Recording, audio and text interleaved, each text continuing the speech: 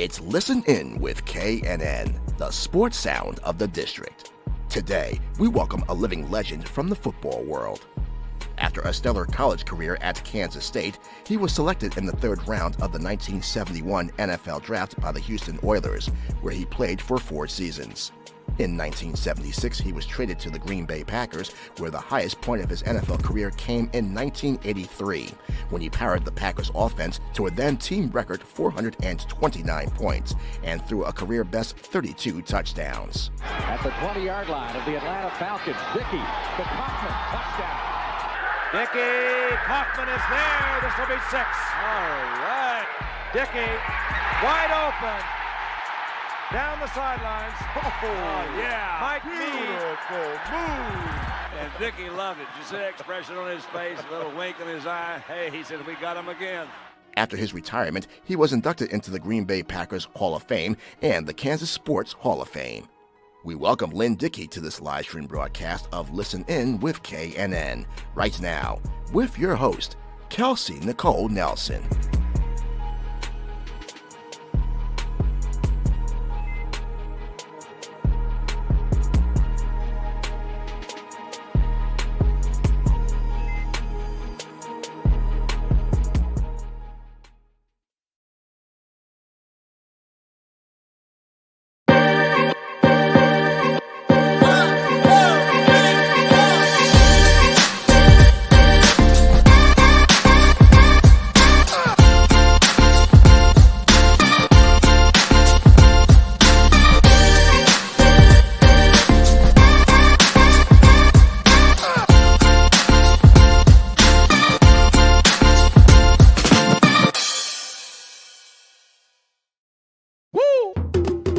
It's Listen In with KNN, the sports sound of the district. We bring you the biggest guests, great analysis, and the hottest sports stories in the nation's capital and beyond.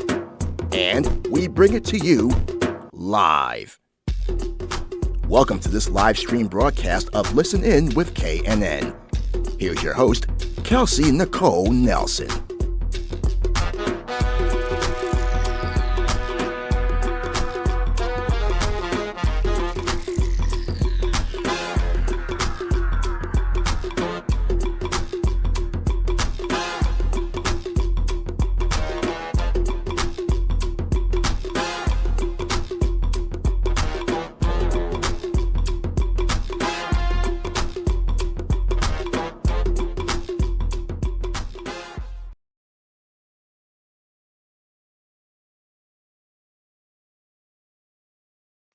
All right. Hello, everyone. Welcome to another exciting live stream edition of Listen In with KNN, presented right here on our home station, Fox Sports Radio, 96.9 FM and 1340 AM. With me, your host, Kelsey Nicole Nelson. Now, we are about a week away from NFL Draft and welcoming in some of the newest and biggest names in professional football. So I had to bring in somebody that can help me break down the game of football and knows it pretty well. I am so excited to be joined today by none other than Green Bay Packer. I'm going to call him a favorite. Green Bay Packers favorite, Lynn Dickey, who also, of course, played for the Houston Oilers. We're going to talk about the latest and greatest in football, and I appreciate you all tuning in. I know we took a brief hiatus, but we're back, and I'm so excited, of course, because next week I'll actually be providing NFL Draft coverage, so you guys will have to tune in for all of the great details. Without further ado, please help me welcome in none other than he who is Lynn Dickey, of course, the Green Bay Packers Hall of Fame quarterback. Lynn, how are you today? I'm fine, Kelsey. Sorry about the technical difficulties. It comes from an old person being challenged with But much like you did on the football field, Lynn, you worked through it, and here we are. And better late than never, right? Well, I was on something that I know something about. Technology I know nothing about. And not an old person, a well-seasoned person, and a wise Thank you. You are definitely not old, but so excited to have you on the show, Lynn. I like to kick things off, Lynn, with just a wellness check. You know, there's been so much happening in the world, of course, the impact of COVID-19. This week was also very hard for many individuals. So I want to check in with you to see how you're doing and how your family's doing. Well, all of my family is doing wonderful. We all survived. I have 4 daughters and five grandchildren, and everyone survived not getting the virus. And I think most of us are all vaccinated up, and but we're doing very well. Awesome. Great to hear. Yes. I hope everyone out there has that message. Please, please, please, if you're able to, get your vaccine. I actually have my second dose tomorrow, and then I will be completely vaccinated, Lynn. So it's good to hear. And I'm glad to hear all of your grandchildren and that your daughters are well and healthy. And Lynn, how have you been passing the time lately? I know COVID has kind of kept us inside, but as I understand it, you still make time to golf every Saturday, right? I know that's I still get out and play every chance I get. I live in Kansas City, and it's been kind of a crummy winter. Normally, there's not a couple of weeks goes by that we can't play. Now, it might be 40 degrees and you got to bundle up, but there's no snow on the ground. But this year hasn't been horrible snow-wise, but it's just been cold and windy. And I keep telling my buddies, I might as well be living in Green Bay. Right. If I have the cold, I might as well go back to Green Bay and live like on in Kansas City, right? Yeah. But it's great to see you're still able to be active and play the game that you love. I'm curious, Lynn, when did you fall in love with golf? Well, during my rookie year with the Houston Oilers, and I did not play during my younger years. And as I look back, boy, that if I knew then what I know now, in high school I would have been out for golf, but instead I was out for track, which made no sense at all for me. I was a pole vaulter, and I threw the javelin and discus, and but you needed the sundial to watch me run, but I guess I just I don't know. I liked doing all kinds of sports, but golf is something that when I was a rookie in Houston, and I talked to some of the guys, New Oilers, and I'd see them and they're all tan during the off season. I'm going, where you guys been? I said, well, I've been to Puerto Rico playing this golf tournament. And I went, wow. Now, base it. This comes from a guy that made $20,000 my first year with the Houston Oilers. Yeah. I signed a 3-year deal for 20, 25, and 30,000. Wow. And I thought I killed them.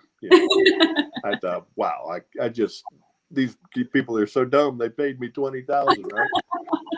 But they're all tan, and I'm going, well, doesn't that kind of expensive to go to Puerto Rico and play golf? They go, well, it's a free trip. People pay for us to come down there and play. I went, I got to learn this game, and that's really how I got started playing. And once I got started, I love the competitiveness with no one but myself. Yeah. I hate losing. I hate losing more than I like winning. Me too. And I've always wanted to go out and just play a round of golf and not care. Yeah. That lasts for about 2 holes. And then I start to grind, trying to play better. But anyway, it's something I can do, and fortunately, later in your life, you can continue to do it. Exactly, that's the great thing about it. Yeah. It's good to see you haven't let up. We like to see it. It's great to see that you're still active. And Lynn, we might as well just get into the money talk. $20,000.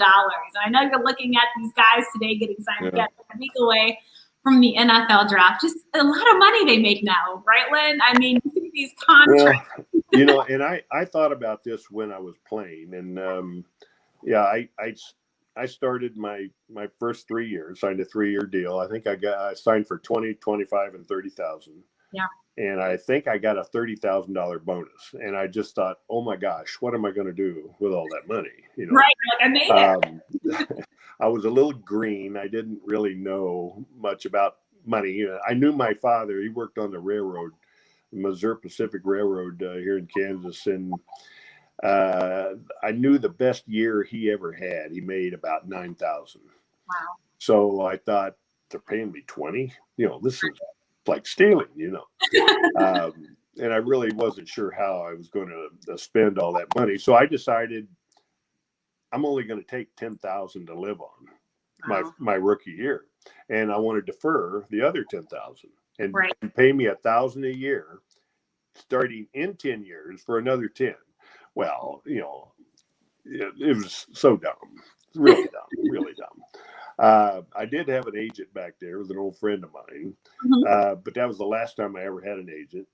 From then on, I did up my own contracts all the rest of my career. So very, very. I think that's a good insight because now, it seems like everybody has an agent, right? It's a big topic of conversation. But I think that's so interesting to learn that you were doing your own contracts and figuring out your own money, right? And doing negotiations. You can check around with the Player Association and find out what everybody else is making. So I would find out, the guy who won the Super Bowl, the highest paid down to me.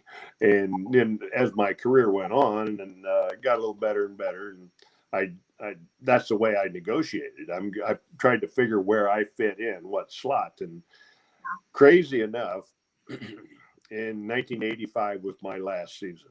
Right. And I think in 1985, Joe Montana was the highest paid player, and I think Joe was making $1 million. Yeah. In 1985, but he had won 2 Super Bowls at that point. I had participated in 2 playoff games, only. But I was second highest paid player in the league. That says a lot. Yeah. So I thought, well, I must be doing something right in my own negotiations. But the money that the guys are doing now, I would never attempt that at all. Yeah. You can blow the money I made. The money they're making now, you want to keep on to so much money, and it's great to see how the game has grown and you see these big contracts. And I'm curious, just with your experience on that, have you got to advise any guys, Lynn, on contracts or trying to negotiate or anything like that? Any of the guys now playing? Not nowadays. Yeah. Not really. I've always tried to find where I would slot though. Where I rated in the league and in the stats and everything. I've figured that if I were, let's say 30, your 9th or 10th year in the league, because I started when I was 21, and let's figure, I'm in my 9th or 10th year. I would, golly, I think I'd have to be making 25 to 30 anyway. Look at that. Because I was always in the top 3 of the stats. And, but that in the big picture of what you're trying to accomplish is win a Super Bowl, which I never got. When I started out, Kels, I thought I got 3 goals. Right. 1, I want to win a Super Bowl. Of course, yes. All right. And 2, I wanted to make $100,000. Okay. All right. And 3, I wanted to be on Johnny Carson. Yes. If you won the Super Bowl and you were the MVP or the winning quarterback, you were always on Johnny Carson anyway. So those would have gone hand in hand. But winning, getting 100,000. I don't think I got to 100,000 until, oh golly, 8th or 9th year, maybe 7th or 8th or 9th year, something like that. It took time, right? Like you said, to develop. And, now, again, contracts are way different ball game, Lynn. I'm sure it's changed so much in that it'd be like you coming out, graduating from University of Michigan. Right.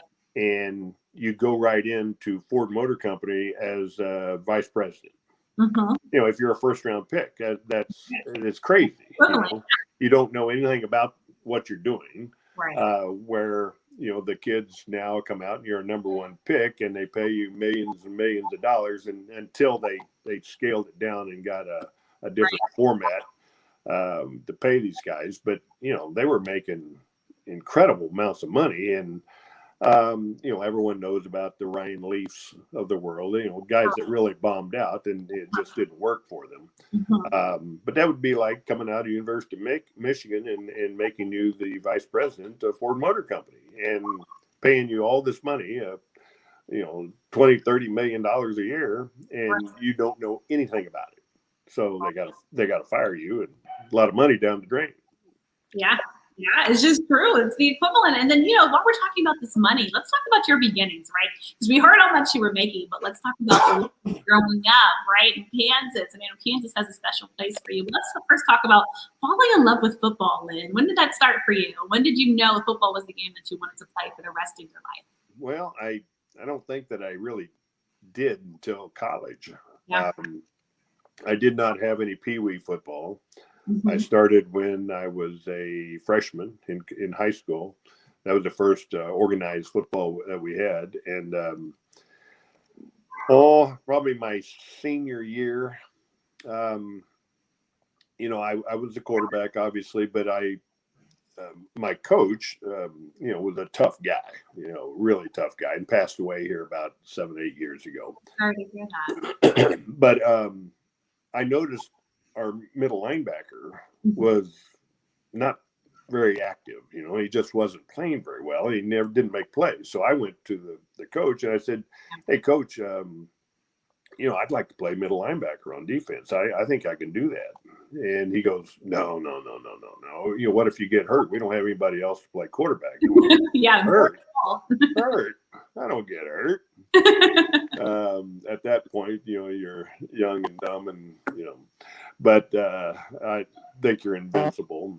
Thought I was until about my junior year in college, and I hurt some ribs, but still that wasn't bad. But anyway, I became the quarterback and middle linebacker. Yeah, and I think I had more fun playing middle linebacker. Oh, I'm sure. Finally, I got to hit somebody else. Right. Then you got to get the hits that you were getting, right? So it's always nice. Exactly. Those were the days when I look back that it was really fun. Right.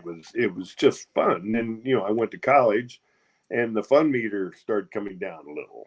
It was more serious and more business and more studying, and which I loved. I hated looking at textbooks, but I loved looking at a playbook that was the size of the yellow pages, and I loved memorizing that stuff. And then once you get into pros, it's the same thing, even bigger scale. But I really liked that. I just loved. There's nothing better than from a quarterback, because we have the best seat in the house. Oh, You design a play right. all week, and you work on it. Yeah. And then you see it develop, and it works perfect. And the guy scores a touchdown, so we're running down the field. I thought, yes, that's the best feeling in the world. Right. You saw it try to develop all week, and they all didn't work out, but a lot of them did. I used to get such a kick out of watching film all week and seeing a safety blitz. Yeah, teams would tip it. They'd tip it. And I would tell James Lofton or John Jefferson, and I'd say, guys, be alert. Be alert. And James and I always had a really good rapport. And, sometimes I wouldn't be seeing something that a defender was doing. And he told me, hey, if I see the corner guarding me and he's way inside of me tipping a blitz or something, and you can't see it from inside, I'll put my hands on my hips and I'll give you a heads up. So I'd be calling, 495, and then I'd look over and I'd say, "Uh-oh." And I see his hands on his hips, and I think, and then I'd take another look, and I'm like, they're coming. Yeah. So, and then, but to make an audible there and see James catch a long touchdown for, that was fun stuff.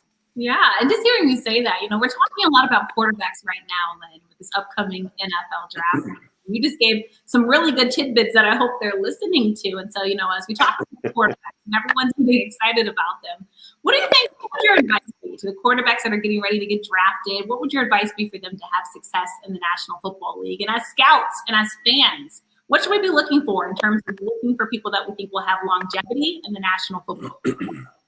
Study. There's just no, assuming you have the physical talent to play the game. Right. And these guys they're talking about, they're talking 5 out of maybe the first 10 picks. Yeah. Quarterbacks might go. And you just study study. I always had the frame, never get caught with your pants down, meaning it's a clean thing, meaning if you were in a game and you go, oh my goodness, I didn't study for that. And here it is happening. I'm not prepared. Right. So don't let anything come up in a game or a situation that you can't handle. And I haven't seen it.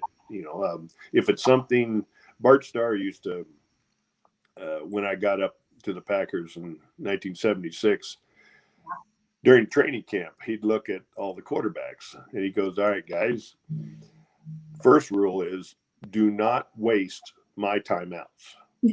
They're not your timeouts. They're mine. Yeah. And I thought, okay, what's that mean? Well, and by that, he meant if we're giving you a play Right. and you look up at the play clock and it's down to like 12 seconds and you don't have a play yet, look at the down and distance and you got here's 3 runs, 3 passes. They will go against anything. Do not waste your timeouts. Get up there and go. And you just read the defense, but don't take a timeout just because, either the sidelines, the coach's staff didn't get you a play or something didn't work out that you were stumped by.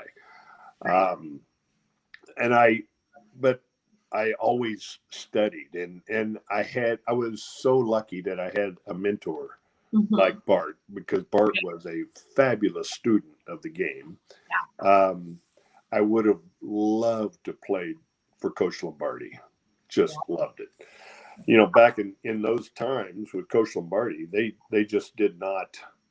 It wasn't throw the ball all over the field. It was pretty regular for Bart to have maybe 15 attempts in the game, but he might be 9 or 10 out of 15 or 17 attempts, or if he threw 24 times in a game, it was like, wow, they're really airing it out.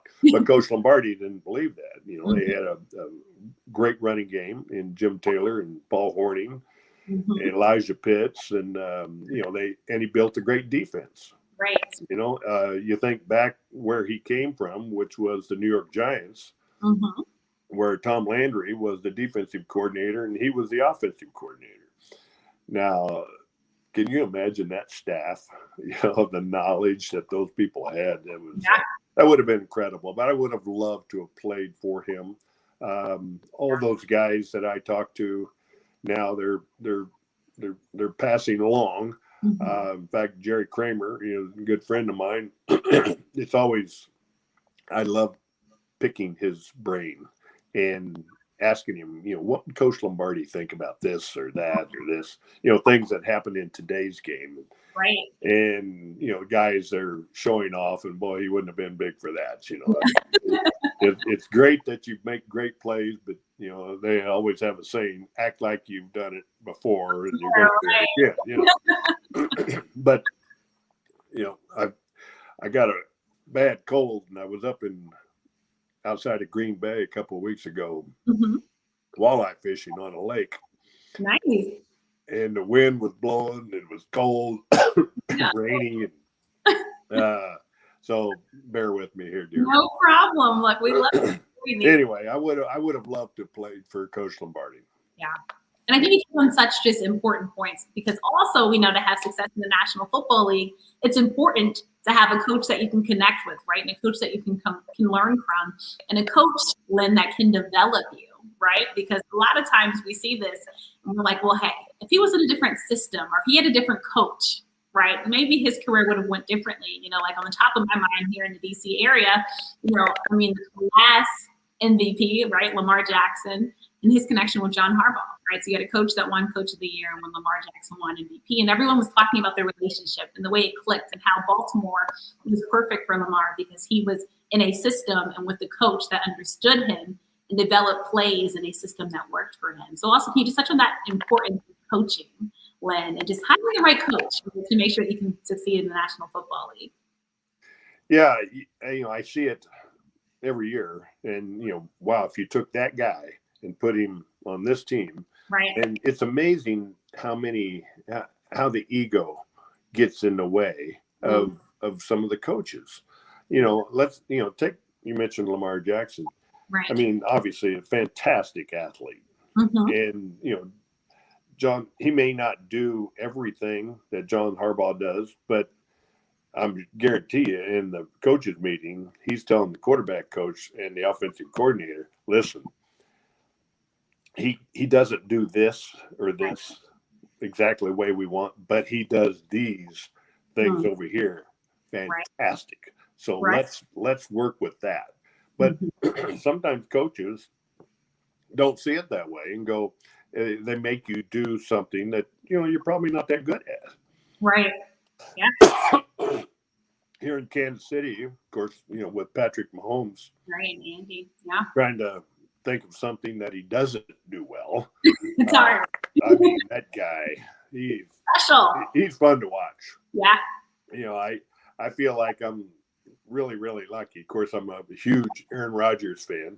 Yeah. And still think he may be, he's not the best Jeopardy host ever. But he was pretty good. He was pretty good at that. I tell you, I rate quarterbacks in different things. Number one, and people ask me, what are you looking for in a quarterback? I want someone that's really smart. Of course, yes. Right? If you can throw it 100 yards and run a 4.2 and lift the building, but you can't throw it to somebody, or you can't mentally grasp everything that you need to do for the team, it don't matter, So, and sometimes, you're not throwing the ball the way you want it. It just, I remember in warm-ups one time, I could not throw a spiral with my life dependent on it. Yeah. And one of the coaches would come by and say, how's it going? I said, I'm a mess. The harder you try, it just doesn't work. Yeah. So you got to figure that out. Smart. So number one, I want smart. Right. Number two, I want accuracy. Again, if you can throw it 100 yards, but you can't throw it to somebody, it's hard to matter. Three, probably arm strength. Yeah. And four is mobility. I would hate to be coming into the game now. Me personally. Right. I was a 4'9" guy before I broke my hip in 1972. I was probably a 4'9" guy. Downwind. So I was just, my father was incredibly fast. And I had a brother 10 years older than me, had polio, and he was all crippled up. But I never got any of my father's speed. My father ran a 10 flat 100-yard dash. Wow. Yeah, he could, in tennis shoes. He could really go. Back then it was cinder tracks. Wow. But the guys now, but we're talking about Patrick Mahomes and Aaron Rodgers. Those guys, all the things I mentioned, right? They have them all. They have them all, yeah. And such a great feel for the game and touch, and they're smart, and they get up and get plays going and get you out of another play. And right. It's the play, the ball snaps, and it's a horrible play, and you go no, and Aaron Rodgers throws it 70 yards and hits the guy. And you go yes. He makes something out of nothing, right? And that's why we've been so impressed with Aaron Rodgers in his career. Yeah, both Aaron and Patrick are both phenomenal. They are two of the best ever. Really. Yeah. They really are. Yeah, I think that's such high praise, and look, well-deserved praise. Like Patrick Mahomes really came, I think, took the NFL by storm, Lynn, right? A guy that I think was underrated coming in, and now he's the standard, right? Patrick Mahomes is the standard, and we don't know more Brady, right? But just when we're like, all right, the greatest is going out, then in comes Patrick Mahomes, and he's just developed a whole new style and level of football.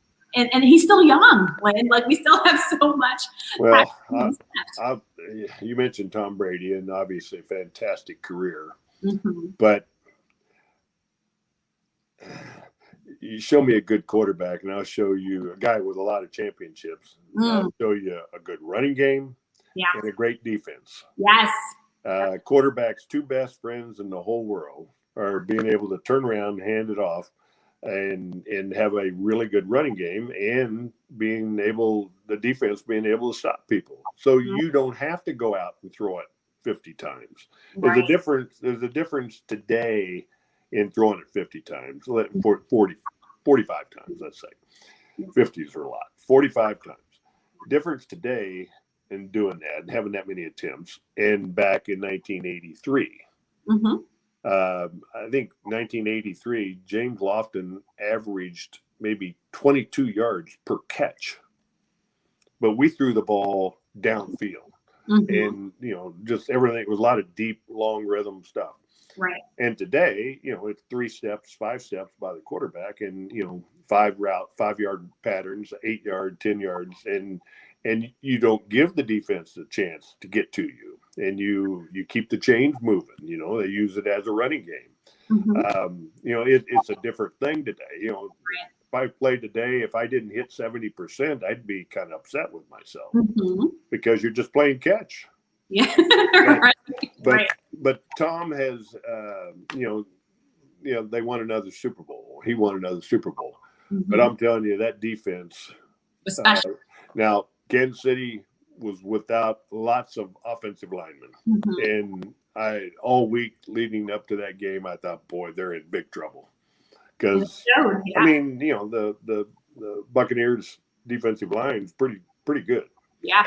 And they had a great rush, and then when you do it against inferior linemen, it looks even worse. Because I'm trying to think how many times Patrick Mahomes actually stopped to set up.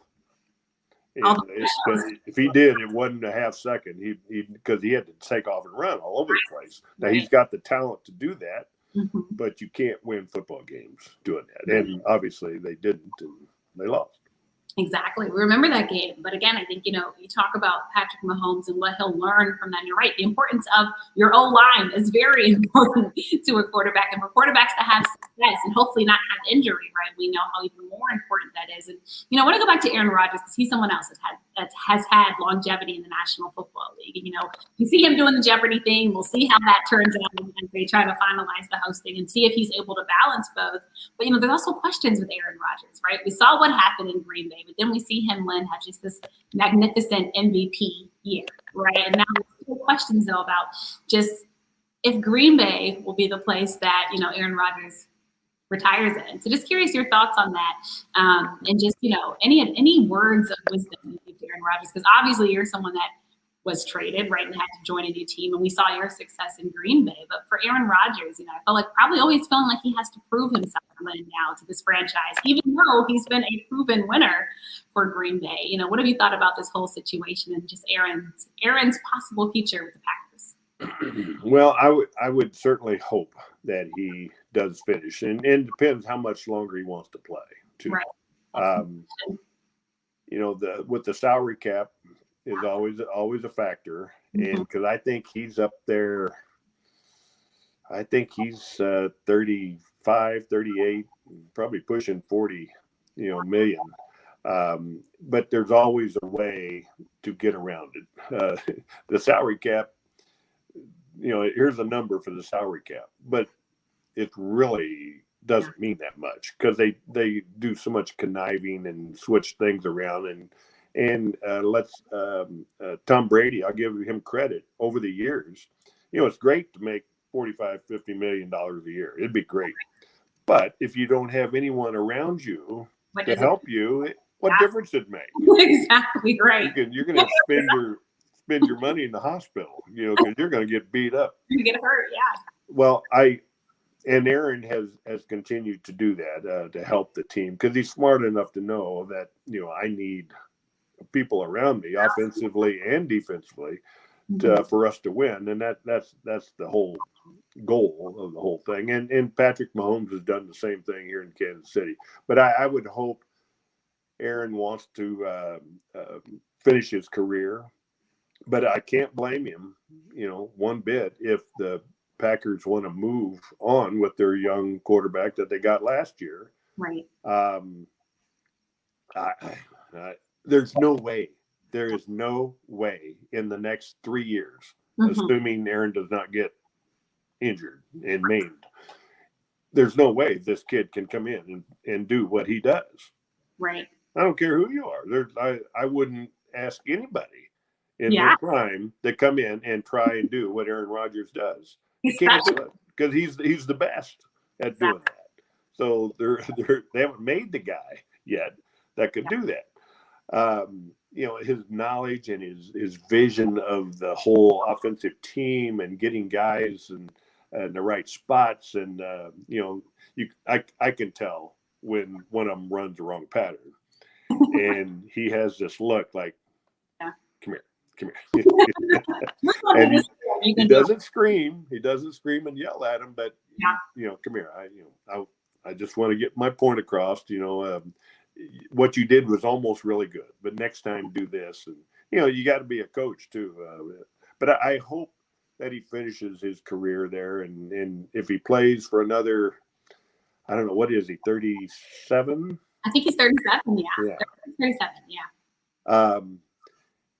But he's still mobile. He's still scary in the pocket and out of the pocket. I mean, he kind of darts and jukes and moves, and I would have loved to have been able to do that kind of stuff. And then, but once he gets away from him, then he takes off and runs. Now, asking who I would rather have as my quarterback. Now that'd be a toss-up between Patrick Mahomes and Aaron Rodgers. It would not be Tom Brady. Tom Brady is not mobile, so he needs all these things around him. He needs protection, and in the Super Bowl, I've seen some replays. He was just playing catch. There wasn't anybody within 3 or 4 yards of him. Yeah. So there's a lot of guys in the league. If you give them no pressure and he's able to just step and throw, boy, they're going to kill you. But that's why you draft people to go put pressure on the quarterback. And then he jukes you like a Patrick Mahomes and takes off running himself. They're fun to watch.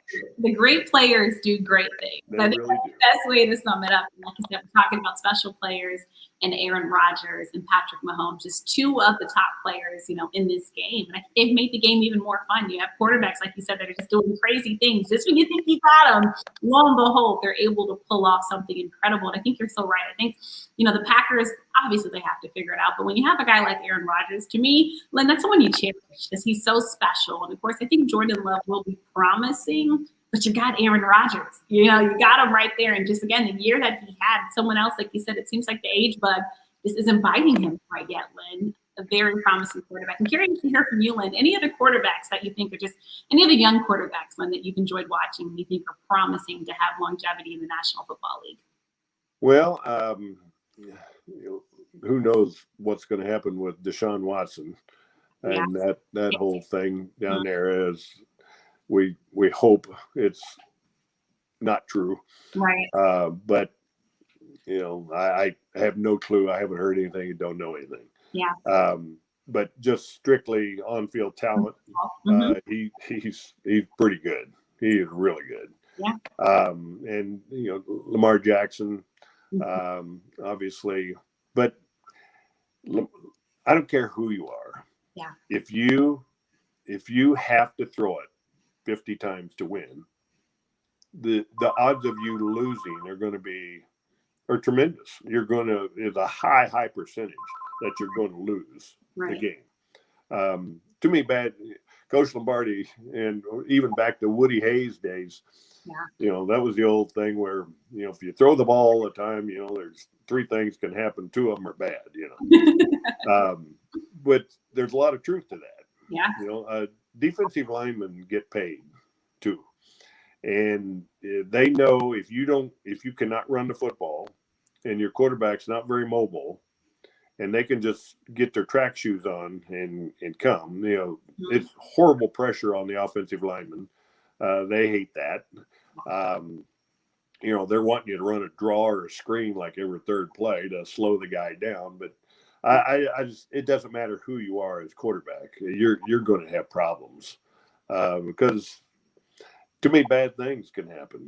It's amazing I forget, might have been Patrick Mahomes that had a streak of consecutive passes without an interception. Yeah.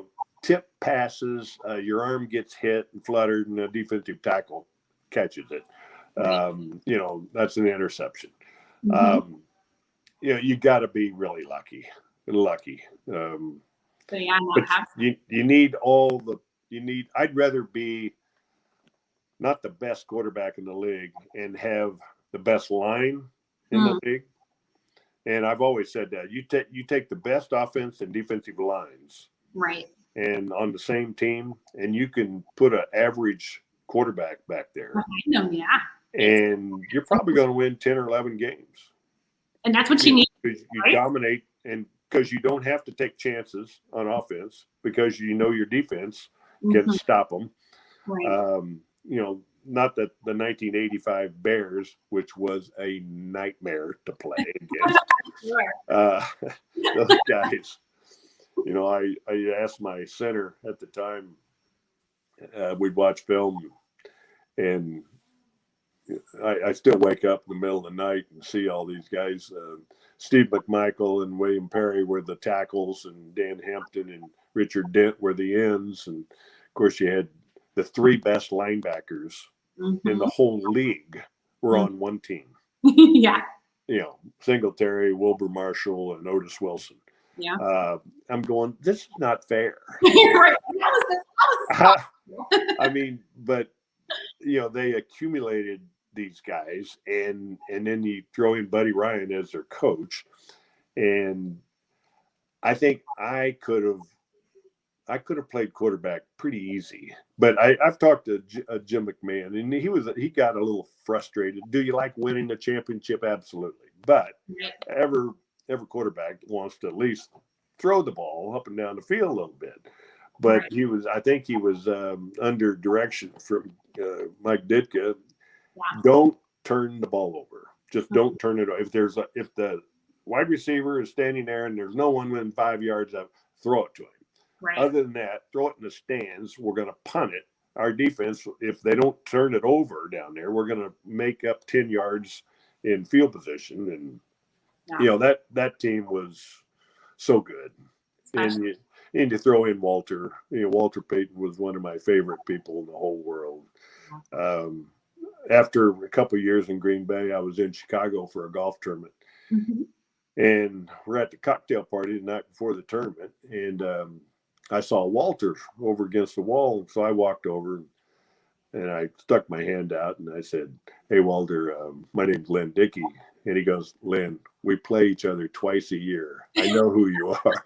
I definitely know who you are, Lynn. Come on. I said, "Well, we've never really met, so I just wanted to." I said, "I want to tell you this. If I were an owner of a new team and I got the number one pick of anyone in the league, I'd pick you." He was the toughest guy. I mean, I would see our guys just come and barrel into him and slam him to the turf, and he jumped up and spin around. He'd sprint back to the huddle, and I'm going, and our guys would get up and, they're kind of hurting, and moaning and groaning, and I thought, man, that guy, he's tough. He was special. I love that you touched on those Bears matchups. We love a good rivalry. We talk about a special player like Walter Payton, and just talking about even just your play and just hearing your joy still for the game of football. You talked about taking it up in 1985, but just when you look back, and then who are you most proud of in terms of your football career? It's funny. I've had that. I probably still get 20 letters a week from people, that send football cards and stuff, and every now and then they'll send a few questions. What was the most enjoyable or most important thing that in your career that happened in your career? And each time, off the top of my head, I got 4 daughters, and I thought best thing I ever did was get these four girls, and they're all smart and beautiful and just funny and loving people. I thought nothing I could do on the football field could top that. That is wonderful. That to me, that was. Now there are a few games that I played. We played the Bears at the end of 1983 in Chicago, and we're sitting around the locker room, and it's cold. It's real cold. So we had an old equipment guy named Bob Knoll. So he walks in, and we're all sitting around, and he says, boys, I got some good news and I got some bad news. I said, Bob, what's the bad news? Well, the bad news is it's 5 below regular temperature here in Chicago, and the wind chill's about 60 below. Oh my God. I said, okay, what's the good news? He said, well, the good news is we're not playing in Green Bay because it's minus 12 up there and minus 75 wind chill. So crazy. I came out and did a lap around the field. Yeah. And which I always would do. And I'm down there playing catch. Here comes McMahon jogging around, and he comes over to me, and he looks like Gumby. He's got the only thing sticking out is this, and he had a diver suit on. That would have been me too, Lynn. Rubber suit. And I'm going, how are you going to play? He goes, I don't care. I'm freezing. It's hilarious. He was a character. Earlier that year, we played, I think it was our 7th game in 1983. Yeah. We played Washington Redskins. Yes, our team. Yeah, the Monday night game. And they had won the Super Bowl the year before. And, Bart came in that week, being a Monday night game, everything's moved back a day. So instead of Wednesday being opening day, we did Thursday. Right. So he comes in and he puts up on a view graph and on a big board. And there's a quote by one of the Redskins players. Right. We'd lost in overtime the previous week against, I think, Minnesota. Okay. And anyway, Bart puts up this quote, and after watching film, one of the Redskins players had made a comment. They watched us and thought he was not impressed. He said, some reporter asked him, what do you think of this game? He goes, this game's going to be a rout. Ooh. Well, bulletin board info, it hit ours. So Bart, I'm in my 13th year. So Bart puts that up there, and every day when we started practice, he put that same view graph up there. And when you're in your 13th year, it's kind of hard for someone to bump you up a little bit. It's a job, and I've heard everything anyone can say. So we go out and warm up on that Monday night, and we come back in, and we're in the locker room, and he's got another screen up there, and he puts this view graph up there again. He said, I know I've showed this quote to you guys all week. Right. And, this guy says, this game is going to be a rout. And then he turned to everyone. He goes, but he didn't say which way. Let's go kick their ass. Well, for Bart to say ass, I was like, I was shocked. And I looked around the room, and everyone went, yeah, let's go. So, we went out and, we played a really good game, and they did too. And obviously, the difference was Mark Mosley, who I was a holder for Mark Mosley when we were both with the Houston Oilers. Yes. And we both, I get traded, and he got cut. Mm-hmm. And Washington picked him up, and he was there for another 13 years, I think. Yeah. Great story. And Mark had kicked 4 field goals in the game and had, I think, might have been a 27, 28, 30 yarder. Right. And I just thought, wow, I put up 48 points and I'm going to lose. and he missed, and I went over and kind of gave him a hug. I said, I would have lost my car, my house. I would have bet everything you would have made that field goal. He goes, me too. I would have. I knew I was going to make it, but that was a memorable night.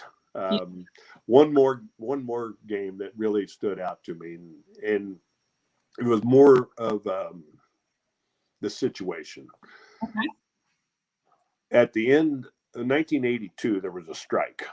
Right. And we missed, I think, 8 weeks. Mm-hmm. And then when we came back, and we ended up winning our division. So we played the then St. Louis Cardinals at Lambeau Field, the first round of the playoffs.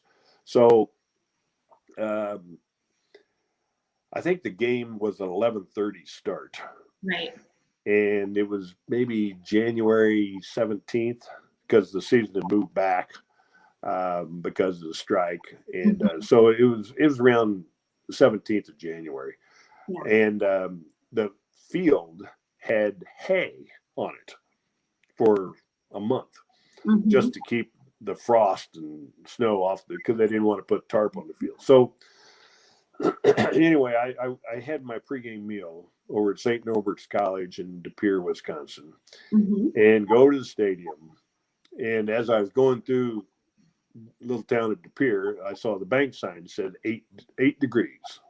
Wow. I thought, all right, it's a little brisk this morning. So, but I got over there, and a lot of guys go out before warm-ups, right? And they, they play catch, they look around, they do all kinds of stuff. I never did that in my life until it was time for us to go out for warm-ups. That's the only time I went out. That day, I'm sitting around, and I've got my pants, my shoes, I'm all taped, and I've only got a T-shirt on. Right. And I thought, wow, I got to go out. Lambeau Field playoffs, man, I got to go out. So I came out of the north end zone, and I made a right, and I did a lap, just walked all the way around. And of course, there was already a bunch of people there, and they're yelling, "Hey, Dickey," and blah, all Packer stuff, And I had goosebumps walking around that stadium. And as I was getting ready to come back in through the tunnel, I thought, mid-January, Lambeau Field, you're in the playoffs, man. It doesn't get any better than this. Yeah. We end up winning the game, but the game was almost secondary to me because I just had such an emotional feeling to be able to, before the game ever started. Right. That was a neat time. I'll always remember those things. It was a special one because you're talking about that playoff win, right? Yeah, we won that game. Yep. And then we went to Dallas the next week. Yeah, you guys won that. We did not win that game. Yeah. So you lost before, right? The Cardinals that you're talking about. Yeah, we won the game against the Cardinals. And then we went to Dallas and lost that. And then Dallas had to go to Washington, and Washington won. Yeah. And then I forget who, maybe they might, I don't know who they played in the Super Bowl, but the Redskins won. Yeah. The Washington football team. There you go. So you got to get into it, Lynn. that just doesn't sound right to me. Practice makes perfect. It's so funny. We're talking about this. Before I let you go, I'd love to get your thoughts. We know we're going through this name change. Obviously, you were used to playing the formerly Washington Redskins. I'm curious. Do you like the Washington football team name, Lynn, or would you like to see the team just get some type of nickname to call the franchise? Yeah, the Washington football team. That sounded like it was a 10-minute meeting. and 8 guys go, well, let's call it this. Well, let's just call it the football team. We'll think of something later. There's got to be something else beside. I don't know what it is, but anyway, I guess if I haven't seen Sonny Jurgensen or Billy Kilmer in a long time. But I think if I ask either one of them, who's that team out there wearing the crimson and the trim there? That's the Redskins. That's the team they know and love. Lynn Dickey, it's been such an honor and privilege speaking with you. Your football memories, and then even just how important it was for you to be a girl dad. I love that you took pride in that and ownership, and again, just have your beautiful family. So appreciate you, and I hope, and it's great to see too that you're enjoying life after football. I know it's hard sometimes, right, to say goodbye to the game you love, but still active, right, and still just living life. living for, your beautiful wife and your daughters and everything else going on. So I so appreciate your time. Lynn, before I let you go, just any last words for the people? Well, it's funny that you asked that. Around our Christmas time as a family, we all have a word Nice. and each year we come up with a new word, and it's getting harder and harder to find a word that hasn't been taken. But yeah, it's amazing though. I think of being nice and kind, and the nicer you are to people, the kinder you are to people, is the more you get back in return. Right. And sometimes we forget that, and we all do. Yeah. And I'm out playing a game of golf, and I get so steamed over at myself and making such a poor shot. But I stop, you got to take a breath and go, if my mother, who was a saint, if she was here, she'd say, Lenny, just be nice. Just be nice. Then Ethel Josephine was her name. I'd say, Joe, you're right. Just be nice. Just be nice. That's my word. Being nice you should just be nice because you want to be good to others, but doing nice because you want others to do upon you, right? I think the world would be so much in a better place when if golden rule still applies. Yes, always. Except on the football field. Maybe that's the money. Yeah, it doesn't work so well there. But everywhere else. Please. Everywhere else. Lynn Dickey, so appreciate you joining me. See, we made it work still, Lynn. I told you we still would. No matter what, we still got the show off the ground. Yeah. I'm here on honor meeting you. Go Pack Go. I know all the Packers fans love to see you. Just please stay safe. I hope you get over that cold, Lynn, and please stay safe. And best wishes. Thank you, Kelsey, for having me. Of course, my pleasure. Such a fun time, Lynn. Thanks again so much. Again, stay safe. Bye. Thank you. No Bye-bye. problem. All right, you guys just heard from Lynn Dickey, and I'm so excited because we're back this Saturday at 2 p.m. with another Packers great in Dorsey Levin. So you guys, I keep bringing the football, all right? We're preparing for the NFL draft right around the corner, so stay tuned for that. This Saturday, 2 p.m. Eastern time, all new episode of Listening with KNN. As always, I appreciate you all tuning into the show. Don't forget to follow the show because next week, doing NFL draft coverage. If you're like me, you're counting down the football season. You're counting down to the draft and just seeing who goes first, right? Who goes last, and who are going to be those gems in the draft that maybe some of y'all haven't had your eyes on. And as always, please remember, too, that we have great audio and podcast versions of this show. Super excited this week to be joined by one, Jenny Hilfiger. Yes, the name sounds familiar. She is Tommy Hilfiger's sister, but bigger than that, creative director for the Messi store. So Leo Messi fans, you guys will definitely want to stay tuned for that.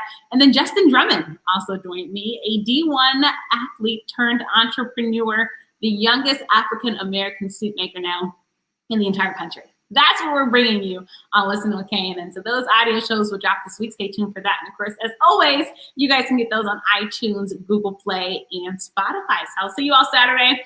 Look out for the audio shows dropping tomorrow and Saturday again with Jenny and Justin. You won't want to miss it. And a special thank you to my team that works hard each and every week to bring this show to you all. And of course, to you all, thank you so much for tuning in. And a special thanks again to Lynn Dickey. Always great to just relive the glory days, right? And just his greatness on the football field. And of course, get us excited about who the great quarterbacks will be taken in the upcoming draft. I will see you all Saturday. Have a great one. Stay safe. And please get those vaccine shots so we can get closer to going back to the world as we knew it before. Bye, guys.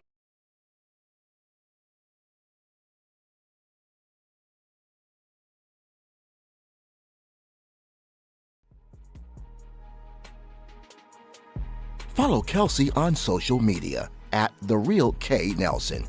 Catch episodes of Listen In with KNN on YouTube, on air at AM 1340 and 96.9 FM Fox Sports Radio, on Facebook and Twitter, and online at KelseyNicoleNelson.com. Thank you for watching this live stream broadcast of Listen In with KNN.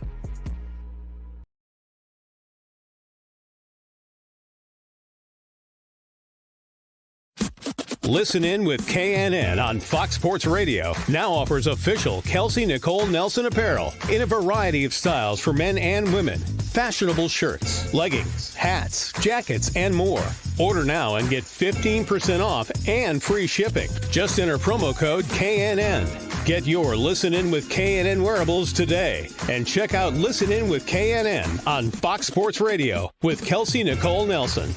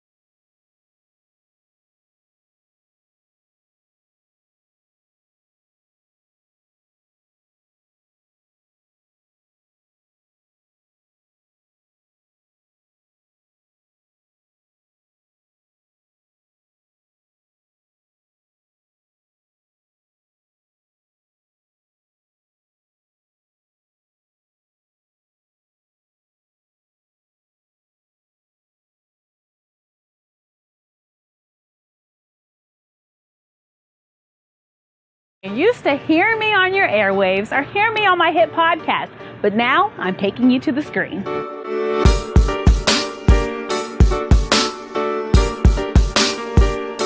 You'll love Elevator Thoughts. We will talk the latest trending in sports. It's game time. What better way to get to know those that visit the show than over some good food and drink? It's time for confessions.